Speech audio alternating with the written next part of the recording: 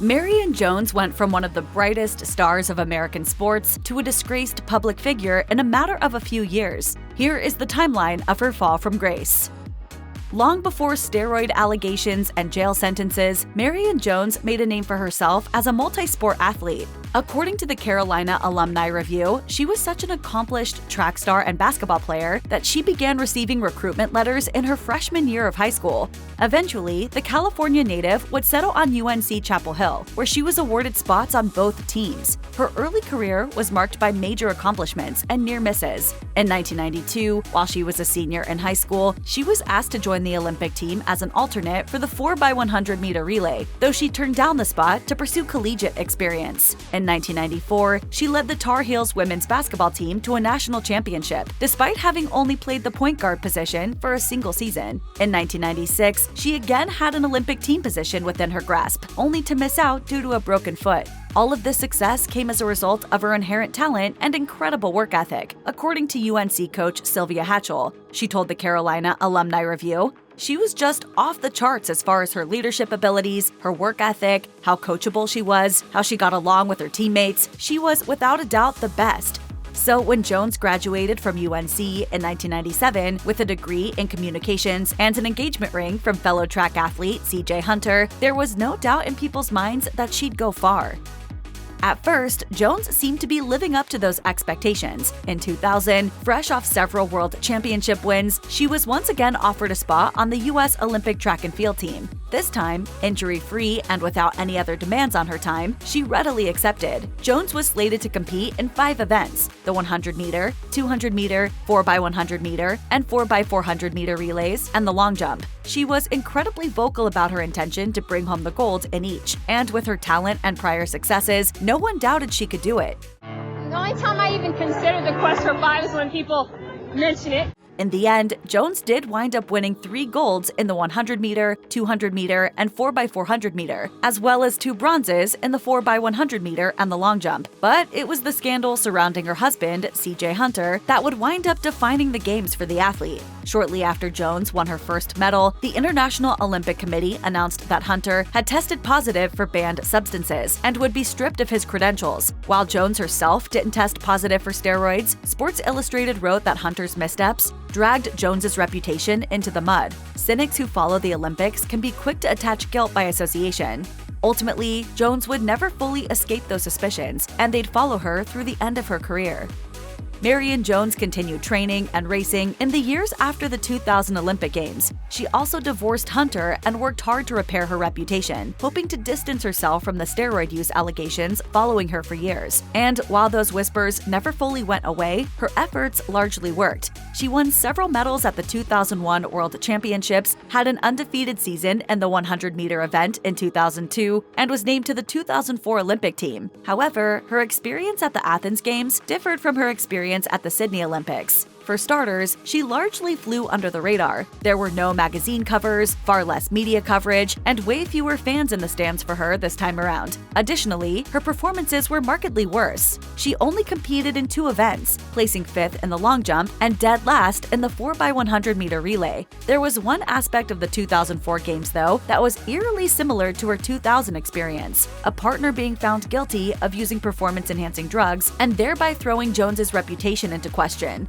This time, it was her long-term boyfriend, fellow sprinter Tom Montgomery. He had tested positive for steroids in the lead-up to the Olympics and, like Hunter, had his credentials pulled before the Games officially began. Jones, who consistently tested negative, was allowed to compete. Still, given that she and Montgomery shared a trainer, folks were highly suspicious about whether she was truly running unassisted.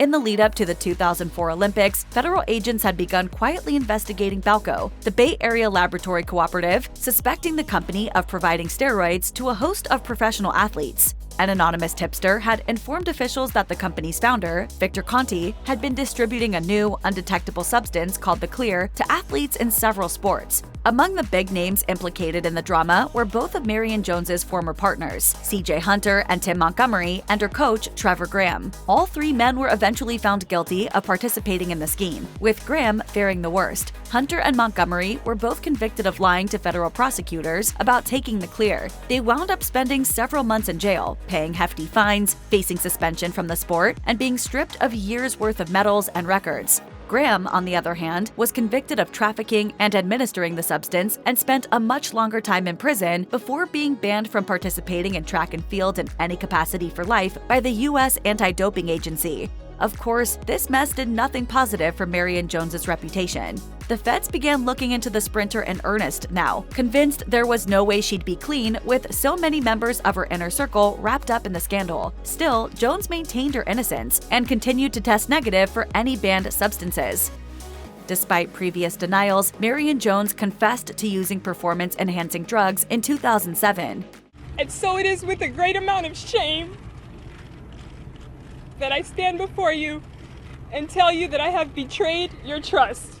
3 years after the investigation into Jones, and nearly a decade since the first accusations hit the headlines, the track star admitted that she had used the clear in the lead-up to the 2000 Olympics. Her confession came in the form of a letter sent to her closest friends and family. In the note, she wrote that she had been given the clear by her coach, Trevor Graham. However, she maintained that she was not at fault for taking the steroid, as she didn't know what the supplement was. Shifting the blame to Graham, she told her circle that she was under the impression it was flaxseed oil. In fact, the closest she came to acknowledging her role in the debacle was an admission that red flags should have been raised when Graham told me not to tell anyone. Days after the letter became public, Jones pled guilty to 2 felony charges. She admitted to 2 counts of making false statements to federal agents, one in connection to steroid use and another in connection to a check fraud case that was vaguely linked to the BALCO scandal. A spokesman for the U.S. Olympic Committee told the New York Times that Jones's confession and guilty pleas were an admission of responsibility from an athlete who owed her sport and the Olympic movement much better than this. 2 years after her confession, Marion Jones had her day in court. At her sentencing, she requested a gentle punishment. As reported by ABC News, she spoke to the judge, saying, "I absolutely realize the gravity of the offenses I've committed. I want to apologize. I plead with you to not separate me from my sons, even for a short while." But the judge was not moved, replying to the disgraced track star, "Athletes in society have an elevated status. They entertain, they inspire, and perhaps most importantly, they serve as role models for children around the world." He then sentenced Jones to 6 months in prison, 2 years of supervised release, and 800 community service hours, ensuring that anyone who may have been tempted to follow Jones's cheating example would be properly dissuaded. The judge made an example of Marion Jones, and I think it was appropriate. I think Roger Clemens and Barry Bonds should take warning of this. Jail time wasn't the only repercussion Jones faced for her wrongdoings either. The Guardian reported that the Association of Athletic Federations stripped Jones of all race results dating back to September 2000, including the world records she had set. The International Olympic Committee stripped her of all 5 of her medals, eventually redistributing them to runners-up. Additionally, the USADA imposed a 2-year ban that barred the athlete from participating in track and field in any capacity. A representative for that organization told Reuters the decision was intended to be a valuable reminder that true athletic accomplishment is not obtained through cheating, and any medal acquired through doping is only fool's gold. Marion Jones was released from jail on September 5, 2008, and while she was eager to move on with her life and leave the entire steroid scandal behind her, the public wasn't quite as happy to let it all go. Her reputation has never fully recovered. In 2007, CBS reported that Jones was broke. Once one of the highest-paid female athletes, the sprinter was in debt, had her $2.5 million mansion foreclosed on, and had to sell 2 other homes to stay afloat. After her release, her attempt to lock down a steady paycheck wasn't fruitful either. She had a brief stint in the WNBA, playing for the Tulsa Shock for 2 years, before she was cut due to her abysmal stats and inability to draw a crowd the way she once had. These days, local news outlet KXAN Austin reports that Jones runs her own company, a workout program called Camp Gladiator based in Austin, Texas. She also spends some of her spare time giving talks to students around the country. She advises them to take a break when facing burnout or stress, rather than making bad decisions with hefty consequences, the way she did. By all accounts, her life in 2023 is a quiet one, which is likely a relief given the drama she was embroiled in during the early 2000s. But it's a far cry from what we all expected from the UNC prodigy.